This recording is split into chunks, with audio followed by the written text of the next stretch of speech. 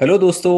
आपका स्वागत है एक और नए एपिसोड में ऑफ आर पॉडकास्ट चलो बैग भरो निकल पड़ो, जहां हम हमारे टूर मैनेजर्स और नए गेस्ट के साथ हर एपिसोड में कुछ नई ट्रैवल स्टोरी आपके लिए लेके आते हैं।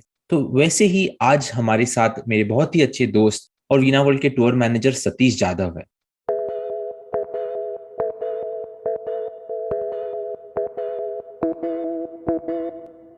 हाय Satish, welcome to the podcast. बहुत अच्छा लगा आपसे मिलके। थोड़ा आपके बारे में बताइए। हेलो नील, नमस्कार to all listeners. Thank you so much for hosting me. लगभग 2010 के करीब मैं इस इंडस्ट्री में आया, लेकिन कुछ सोच कर नहीं आया था। लेकिन हालात ही ऐसे कुछ हो गए थे। पहले मैं आर्बिट्राज ट्रेडिंग किया करता था, लेकिन हमारे मैनुअल ट्रेड की जगह बॉट और सॉफ्टवेयर ने ले ली। और कुछ इकोनॉमिक स्ट्रक्चरल चेंजेस हो गए, जिसके वजह से मैं अनएम्प्लॉयड हो गया। और फिर उसके बाद मैं अपने सेकंड हॉबी, सेकंड पैशन की तरफ बढ़ा, जो कि ट्रेवलिंग था। हमेशा की तरह जैसे हर किसी की शुरुआत डोमेस्टिक से होती है, वैसी मेरी भी शुरुआत डोमेस्टिक से हुई थी। नॉर्थ इंडिया का एक बहुत ही खूबसूरत ऐसा प्रदेश है, जिसे हिमाचल प्रदेश कहते हैं। तो हिमाचल प्रदेश से मेरी शुरुआत हुई थी। और उसके बाद फिर मैं एशियन टूर्स, यूरोपियन टूर्स ऐसे करते गया, और लगभग मुझे अब तक 40 प्लस देश देखने का मौका मिला है। रिसेंटली फिर से मुझे एक बार हिमाचल प्रदेश जाने का मौका मिला था, और काफी खुशी हुई इतने सालों बाद फिर से हिमाचल के टूर्स करते हुए।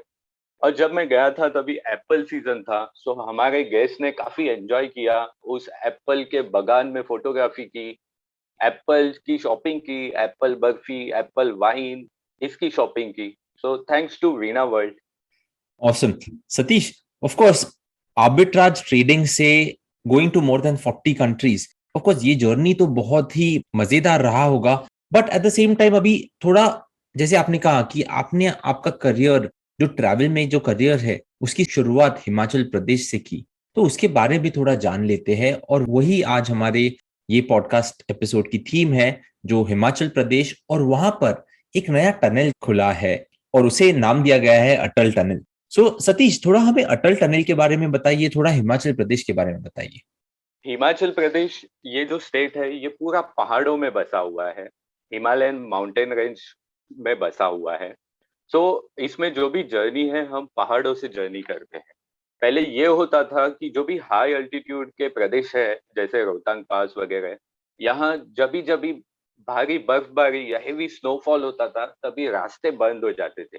और लगभग 6 महीनों के लिए हम पूरी दुनिया से डिस्कनेक्ट हो जाते थे। इसलिए फिर बीआरओ और गवर्नमेंट ने कुछ प्रोजेक्ट्स बनाए, और उन्होंने सोचा कि ये हमारी सुरक्षा की दृष्टि से काफी इम्पोर्टेंट होगा कि अगर हम ऑलमोस्ट ऑल वेदर कनेक्टिविटी दे पाए। और उसी ऑल वेदर कनेक्टिविटी का एक एक छोटा सा प्रयत्न और पहला प्रयत्न था अटल टनल। और इसी के बाद भी और भी आगे प्रोजेक्ट्स आने वाले हैं। Okay, great. सो ये Atal tunnel of course under the Rohtang pass, जैसे कहते हैं, रोहतांग पास के नीचे है, राइट? यस। और इसकी लगभग डिस्टेंस जो हम कवर करते हैं ये टनल में, वो अराउंड 9 किलोमीटर्स है। तो ये longest tunnel above 10,000 feet in the world इसे कहा जाता है। पर अभी क्या इसका मतलब ऐसे है कि हम रोहतांग पास नहीं देख सकते सतीश? आपको क्या लगता है? यस, अभी भी भले ही टनल शुरू हो चुकी है। अक्टूबर 2020 में इस टनल की ओपनिंग हुई थी हमारे पंत प्रधान मोदी जी के द्वारा। सो उसके बाद भी हम अभी भी रोहतांग पास विजिट करते हैं। हम जाते वक्त वाया वो जो ब्यूटीफुल वादियां है हिमाचल की, वो देखते देखते हम जाते हैं। सबसे पहले हम गुलाबा से गुजरते हैं, गुलाबा के बाद हम मढ़ी की ब्यूटी एंजॉय करते हैं, और मढ़ी के बाद जाते जाते ऐसे बीच में वाटरफॉल एंजॉय करते करते हम रोहतांग पास पहुंचते हैं। बेसिकली रोहतांग पास ये हाई अल्टीट्यूड पर बसा हुआ एक पास है, जिसकी ऊंचाई है लगभग 13,050 फीट अबो सी लेवल। और फिर रोहतांग पास के बाद एक कोकसर मोड़ नाम की जगह आती है। बेसिकली इसे कोकसर मोड़ इसलिए कहा जाता है बिकॉज इस हाई अल्टीट्यूड के बाद हम लोग नीचे नीचे नीचे जाते हैं, और जब हम पूरी तरह नीचे उतरते हैं तब एक कोकसर नाम का विलेज आता है, जो कि स्पीति डिस्ट्रिक्ट में है। तो इस कोकसर नाम के विलेज जाने वाला मोड़, इसलिए उसे कोकसर मोड़ कहते हैं।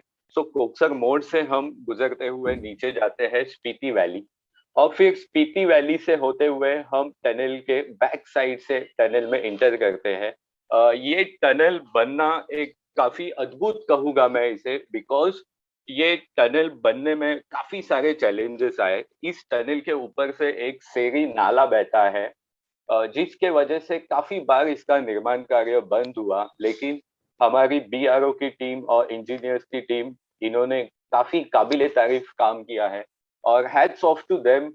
इतने चैलेंजेस आने के बावजूद उन्होंने रिकॉर्ड टाइम में इसका काम कंप्लीट किया, और लगभग 10 साल के भीतर उन्होंने ये टनल हमारे लिए ओपन कर दी। तो really hats off to them. और इस टनल के निर्माण कार्य में हमें काफी सारे विदेशी देशों ने भी मदद की है।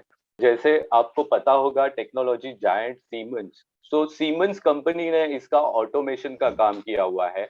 अंदर जितनी भी लाइटिंग्स वगैरह हम देखते हैं, ये सीमेंस ने हमें इसमें मदद की है। इसके अलावा टर्की की एक काफी बड़ी कंपनी है सर्वोनिक, तो इस सर्वोनिक कंपनी ने इलेक्ट्रोमैकेनिकल काम किया है अंदर, और काफी एडवांस टनल है ये। इसके अंदर आप अगर देखोगे तो हर 1 किलोमीटर के बाद क्वालिटी चेक की जाती है एयर की, हवा की जो क्वालिटी है वो हर 1 किलोमीटर के बाद चेक की जाती है। इसके अलावा इसके अंदर हर 500 मीटर्स पर निकास की व्यवस्था दी गई है। अंदर अगर कुछ होता है हादसा तो तुरंत एग्जिट करने के लिए वहां व्यवस्था है। इसके अलावा हर 200 मीटर के बाद एक दूरध्वनि की व्यवस्था है, जो बीएसएनएल कंपनी द्वारा ऑपरेट की जाती है। सो सच में ये एक अद्भुत टनल है, और ये भारत की सुरक्षा की दृष्टि से भी काफी इम्पोर्टेंट है। इसके बाद हमें ऑलमोस्ट ऑल वेदर कनेक्टिविटी मिल पाएगी, और मनाली से लेह का जो हमारा जर्नी है वो लगभग 46 किलोमीटर से कम हो जाएगा। तो सतीश, आपने बहुत सारी चीजें अब भी कही, पर मैं कहूंगा यस, इंजीनियरिंग मार्वल ये अटल टनल को कहा जाता है। पर जब अटल टनल नहीं था, तब वो रोड जो है मनाली लेह का हाईवे, उसे कवर करने में कितना टाइम लग सकता था, हम अगर गाड़ी से जा रहे या बस से जा रहे तो? जब अटल टनल नहीं था और पीक सीजन में हम रोहतांग स्नो पॉइंट करते थे, तभी हमारा सुबह का वेकअप कॉल हुआ करता था मॉर्निंग 3 o'clock और मॉर्निंग 3:30 AM को।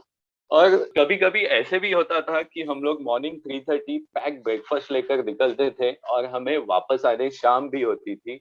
बिकॉज ये एक हाईलाइट पॉइंट है हिमाचल प्रदेश का रोहतांग पास। इंडिया में हर किसी का सपना होता है कि एक बार स्नो देखना है, एक बार उस बर्फ में खेलना है।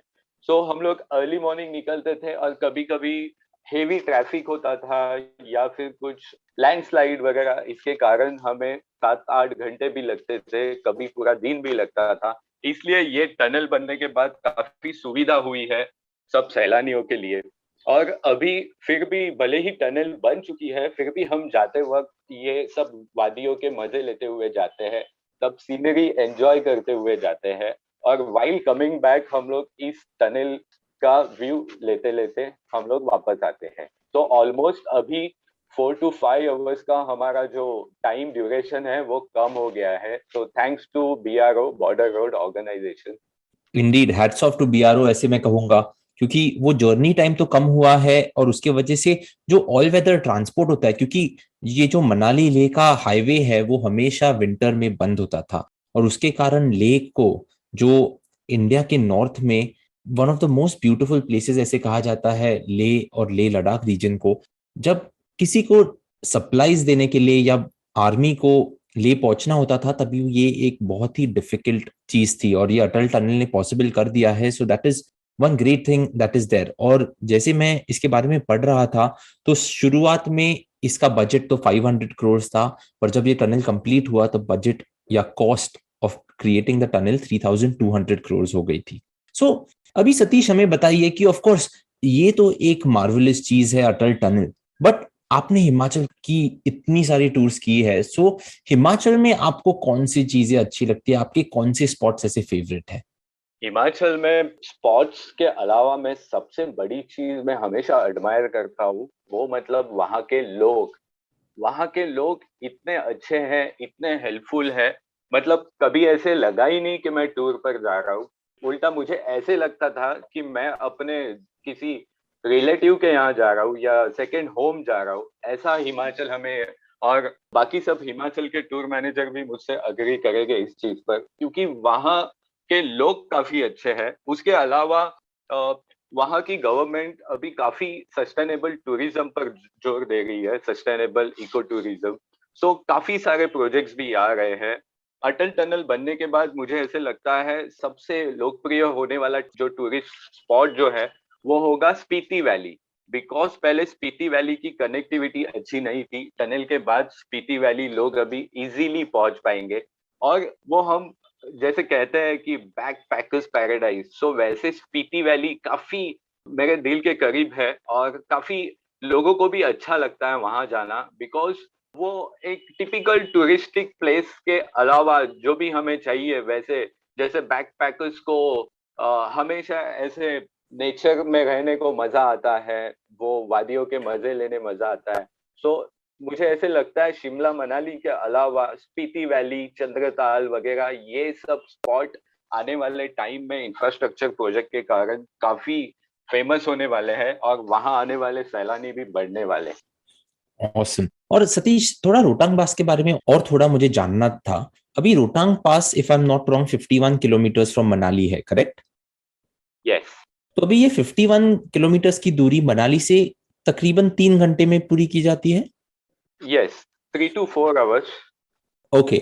और अभी ऑफ कोर्स हम जब अप्रैल या मई के महीने में समर में जब जाते हैं हिमाचल, तभी हमें रोहतांग पास जाना ही पड़ता है अगर हमें बर्फ में खेलना है। पर विंटर में क्या हमें बर्फ में खेलने के लिए रोहतांग पास ही जाना पड़ेगा, या मनाली में भी हमें बर्फ मिल जाती है?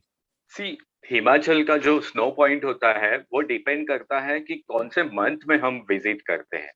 फॉर एग्जाम्पल, अगर हम दिसंबर जैन फेब में जाते हैं तो हेवी स्नोफॉल के कारण कभी कभी हमारा जो होटल है वही हमारा स्नो पॉइंट होता है। फिर जैसे जैसे महीने आगे बढ़ते हैं, जैसे जैन फेब मार्च, वैसे वो स्नो आगे आगे बढ़ते जाता है और फिर हमें भी आगे आगे जाना पड़ता है स्नो पॉइंट के लिए। सो अगर हम जैन फेब में जा रहे हैं तो कभी कभी सोलांग वैली की तरफ हमें स्नोफॉल मिल जाता है, या अगर किसी साल स्नोफॉल ज्यादा होता है तो नेहरू कुंड नाम की एक जगह है, वहां भी हमें काफी स्नो एंजॉय करने मिलता है। सो काफी सारे स्नो पॉइंट है हिमाचल में और लोग काफी एंजॉय करते हैं स्नो सीजन में। सी, हिमाचल की जो ब्यूटी है ना वो हमें हर एक सीजन में अलग एंजॉय करने मिलती है। फॉर एग्जाम्पल, जब हम स्नो सीजन में जाते हैं तभी हर एक जगह, हर एक वैली में हमें स्नो की ऐसे ब्लैंकेट फैली हुई दिखती है, हर जगह वाइट एंड वाइट। लेकिन जैसे समर नजदीक आता है और स्नो मेल्ट होने लगता है, वैसे ही वो स्नो और वाइट ब्लैंकेट की जगह ग्रीनरी ले लेती है। हर जगह से वाटरफॉल बहते हैं, हर जगह हरियाली, ऐसे ग्रीनरी। सो मैं तो कहूंगा हिमाचल सिर्फ हमें एक बार नहीं बल्कि हर एक सीजन में देखना चाहिए, बिकॉज हर एक सीजन में उसकी ब्यूटी अलग होती है और देखने लायक होती है। तो हमें स्नो पॉइंट के बारे में थोड़ा जानना है। जब स्नो पॉइंट का दिन होता है, तब हमें इन टर्म्स ऑफ क्लोथिंग क्या पहनना चाहिए और क्या नहीं पहनना चाहिए? आपका कोई as a tour manager advice रहेगा इसके बारे में? यस, जब भी हम लोग स्नो पॉइंट विजिट करते हैं तभी मैं सभी को एक ही सलाह देता हूँ कि हर एक की फिजिकल कैपेसिटी सेम नहीं होती। सो सबसे पहले हमें अपनी बॉडी को उस एटमॉस्फेयर में एक्मेटाइज होने देना है। बिकॉज मैं ऐसे मानता हूँ कि हमारी बॉडी कोई भी वेदर में एडजस्ट हो सकती है, सिर्फ हमें उससे थोड़ा एक्मेटाइज होने टाइम देना पड़ता है। सो हिमाचल में जब भी हम लोग स्नो पॉइंट जाते हैं तब वार्म क्लोथ्स, जैकेट, इसके अलावा वहाँ फर कोट की भी व्यवस्था होती है। फर कोट यानी एक बॉयलर सूट टाइप होता है। सो वो बॉयलर सूट पहनकर और गम बूट्स पहनकर भी हम लोग स्नो पॉइंट में जा सकते हैं। ओके। और खाने के बारे में थोड़ा बताइए हमें। खाना क्या मिलता है जब हम स्नो पॉइंट पे जाते हैं? हिमाचल में जगह जगह आपको एक चीज काफी कॉमन दिखाई देगी, वो मतलब वहाँ के फेमस मोमोज। ये वेज और नॉन वेज भी होते हैं, सतीश? यस, मोमोज दो टाइप के आते हैं। फर्स्ट वेज मोमोज और सेकंड चिकन मोमोज। और हिमाचल पर काफी एक तिबेटियन कल्चर का प्रभाव पड़ा हुआ है। सो काफी जगह वहां पर Tibetan camp, Tibetan refugee camp आपको दिखाई देते हैं। सो उन तिबेटियन लोगों के कारण वहां पर जो भी उनकी फूड हैबिट्स है वो थोड़ी उसकी छाप हमें दिखाई देती है। जैसे तिबेटियन थूपा वगैरह, उनके सूप वगैरह, वो आपको वहाँ काफी ढाबे पर मिलते हैं और सैलानी उसका मजा लेते हैं। बिकॉज तिब्बत गए बिना आपको वही चीज यहाँ अगर एंजॉय करने मिल रही है तो उससे खुशी लोगों को और क्या होगी। तो ऐसी काफी सारी तिबेटियन चीजें हैं। जरूर जरूर। और जैसे हम ये एपिसोड के अंत तक पहुंच रहे हैं, सतीश, आपसे जानना होगा कि ऑफ कोर्स हिमाचल के तो आप स्पेशलिस्ट बन गए हो, आपने अटल टनल के बारे में आज हमें बहुत कुछ बताया। इंडिया में ऐसी कौन सी डेस्टिनेशंस है जहां पर आप अब तक गए नहीं हो पर आपकी बकेट लिस्ट पे जरूर है? अब तक मेरा सपना था कि एक बार मुझे नॉर्थ ईस्ट देखना है। बिकॉज रिसेंटली मैंने एक आर्टिकल पढ़ा था जिसमें गवर्नमेंट ने कहा था कि हम लोग नॉर्थ ईस्ट पॉलिसी बना रहे हैं और इस नॉर्थ ईस्ट पॉलिसी में हम वहाँ इंडियन रेलवे की कनेक्टिविटी बढ़ाएंगे, जिसके कारण वहाँ सस्टेनेबल टूरिज्म बढ़ेगा, वहाँ कनेक्टिविटी बढ़ेगी। सो अगर चांस मिला तो मैं एक बार नॉर्थ ईस्ट जाना चाहूंगा और मुझे ऐसे लगता है कि नॉर्थ ईस्ट में बहुत सारा पोटेंशियल है। जैसे हम लोगों ने ग्रीन रिवॉल्यूशन देखा, व्हाइट रिवॉल्यूशन देखा, आई थिंक टूरिज्म रिवॉल्यूशन होने वाला है। और जो लगभग अगर हिमाचल प्रदेश की बात की जाए तो अप्रोक्स 2019 के हम आंकड़े देखते हैं तो टूरिज्म का जीडीपी में कंट्रीब्यूशन अप्रोक्स 7% था, जो कि मुझे लगता है कि 10 to 20% से वो बढ़ सकता है। So we are very lucky कि हम ऐसी इंडस्ट्री में है जो इतनी बड़े पैमाने पर जीडीपी में कंट्रीब्यूट करता है, इतने सारे लोगों को एम्प्लॉयमेंट की अपॉर्चुनिटीज प्रोवाइड करता है। Correct. And I think I certainly hope कि आपका ये जो नॉर्थ ईस्ट का सपना है, the seven sisters of India जिसे कहा जाता है, वो जरूर जल्दी ही पूरा हो। Thank you very much Satish, आज आप हमारे चलो बैग भरो निकल पड़ो के एपिसोड पर आए। अगली बार जब आओगे तब हिमाचल ही नहीं पर इंडिया के बहुत सारे जो स्टेट्स है जो आपने विजिट किए हैं उसके बारे में आपसे जरूर जान लेंगे। Thank you so much for coming on चलो बैग भरो निकल पड़ो। And listeners, thank you very much. Thank you Satish, take care of yourself and see you soon. Thank you so much nil.